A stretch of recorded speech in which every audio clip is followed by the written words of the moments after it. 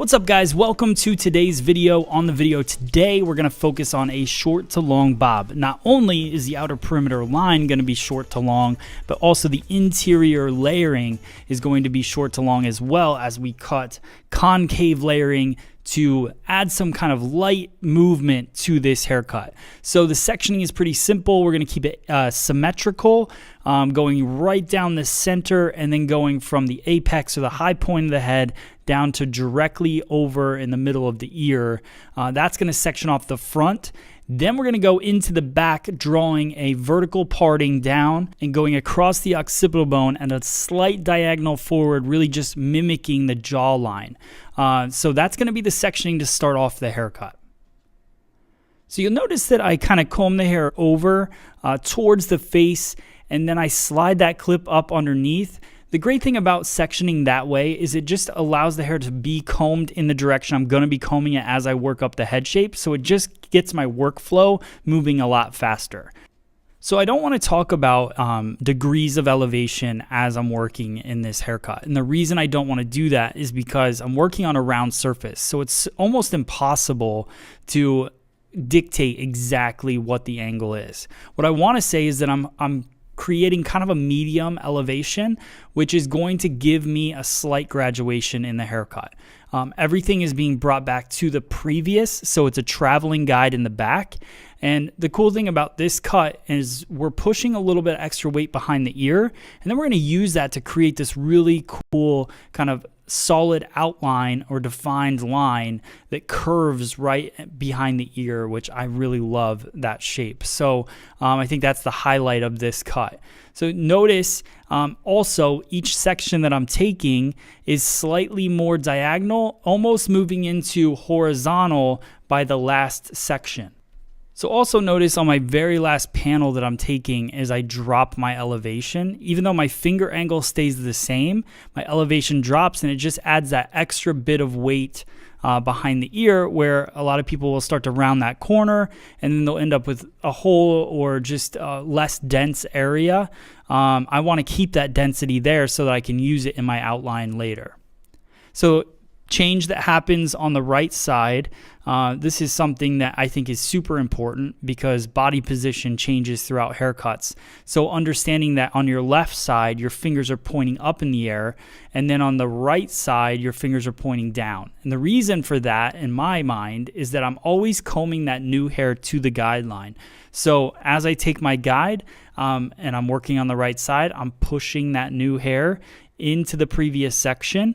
And then the same thing was happening on the left side with my finger pointing up. I was scooping the hair and pulling it into that guideline as I took each new section. So just notice also I changed my finger positioning on the scissor.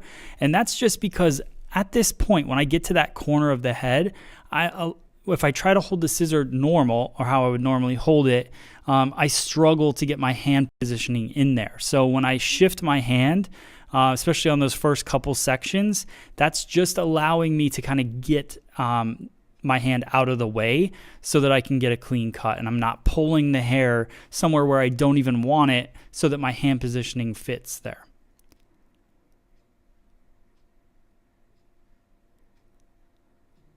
So you can see that graduation starting to build up. Nice even feel. I'll always go through and check it. So now I comb down that section and I cut it in half. So now I'm working at about the mid-crown area.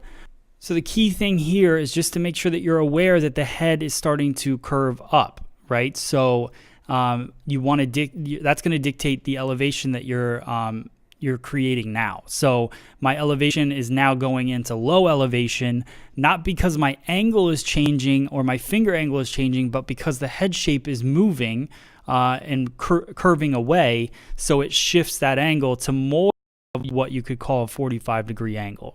So still bringing everything back to the previous, working my way over to behind the ear.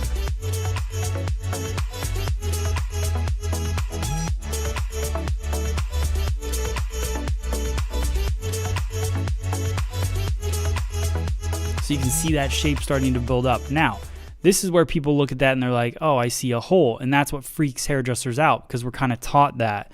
that's not a hole. We haven't cut the perimeter line yet.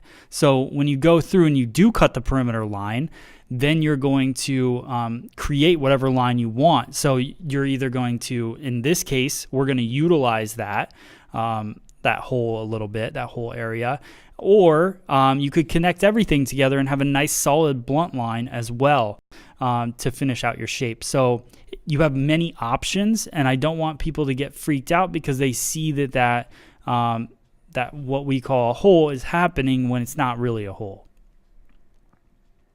So finger position stays the same as we did before.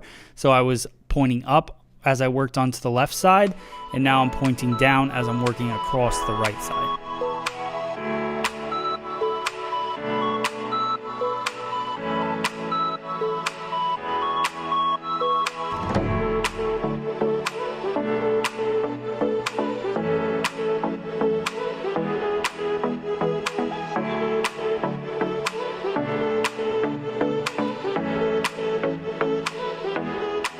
And you can see that shape is really starting to flow with the jawline, which is what we want in the haircut because we're trying to enhance that. So now I comb down the entire top of the haircut, and I'm going to saturate that down again. And then we're going to work our concave layering from this point, which is going to create disconnection on the bottom. But that's great because it's going to create a nice light disconnection because we're cutting these concave layers. So we're collapsing the shape a bit. And then as it works through onto the sides of the haircut, it brings less density down. So then when I blow it dry, I can cut my more blunt line and I'm not cutting through as much hair. So the way that this is going to work is I bring down that whole section. I'm pivoting off of that high point of the head, and I'm over directing it right to that center back. So it's stationary guide. It's really going to push that weight forward, but check that density right down behind the ear. So before it was really thick, but because we're cutting this concave layering into it, that's starting to lay down. It's taking out some of that bulk, so it's just a nice light feel to the hair as it falls over. Disconnections are fun for me, I think, because it's giving you hair into a place where you can kind of play with it and do different things and create different shapes. So it's not always about cutting everything off before it falls. It's about pushing weight where you want it so that you can do something with it later. So here's the last bit. You can see I'm over directing everything back to that center back and cutting it. It's going to be a very extreme length in the front. I'm going to mimic that exact same process on the right hand side now.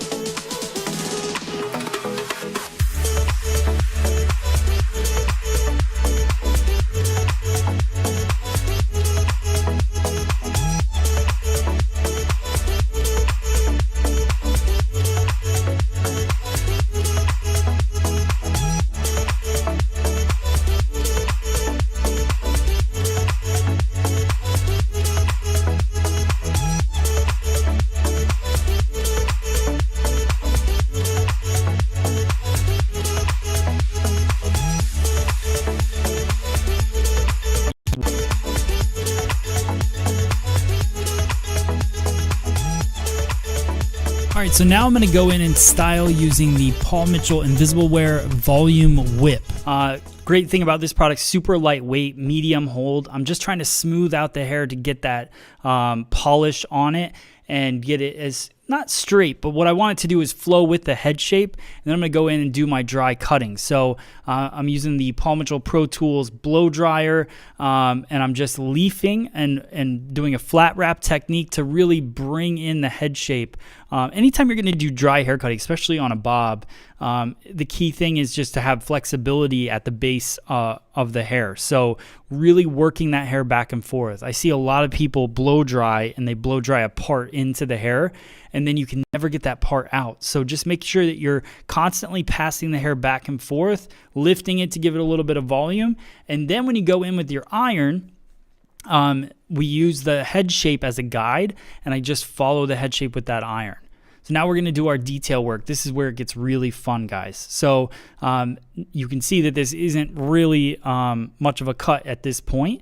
So now I go through, and what I want to do is just start to create that point and create the curve in my hairline. So all of that over direction that we did at the very beginning pushes the weight down into this point, and when you have weight, you can get a really nice solid line. So you can see I'm just using the tip of the scissor. The other thing I want you guys to notice, and I didn't cut much out of this technique because I'm constantly refining that line over and over again, where some people don't even show that part of the haircut, but there's so much work that goes into really refining and getting this line the way that you want it. So I didn't want to cut much of that out at all because I want you to see the process. So notice that I kind of just start to get some bulk out, and then I go a little bit deeper into it, and I just keep working that curve until it starts to look exactly the way that I want it. Now I've got that curve going, and I'm go through and do a little bit of point cutting. Because we did that the concave layering, it does build up a little bit of weight, and you can see that heavy point into it. So I don't want that point to go away because I cut it on purpose, but what I wanted to do is just lighten it up a bit. So a little bit of deep point cutting takes care of that. Now I'm going to use my comb as a guideline. Notice that my comb is pretty much parallel with the jawline at this point. That's what I want to start creating. The first pass is getting the bulk out of there, so it might not mimic the jawline perfectly. Then once I get that bulk out of there, then I start really defining that line. So you can see still using the tip of the scissor, going through over and over again, just really getting that line exactly the way that I want it.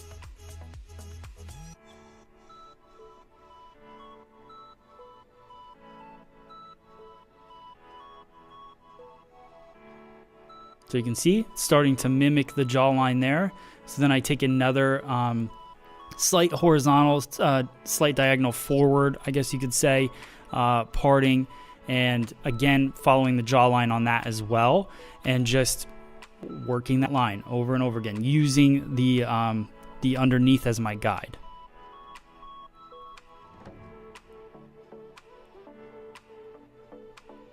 One thing that you won't really see me doing on this is sometimes I'll take a section of hair and I'll use the smoothing iron and I'll go over it, just because as I'm clipping it away, sometimes it bends the hair a little bit. So, okay, I did show you. So I go over it with the iron, just smooths the hair out, and then I can continue cutting my shape. Scooping the hair up, no elevation here, just holding it in the comb to get a nice definition.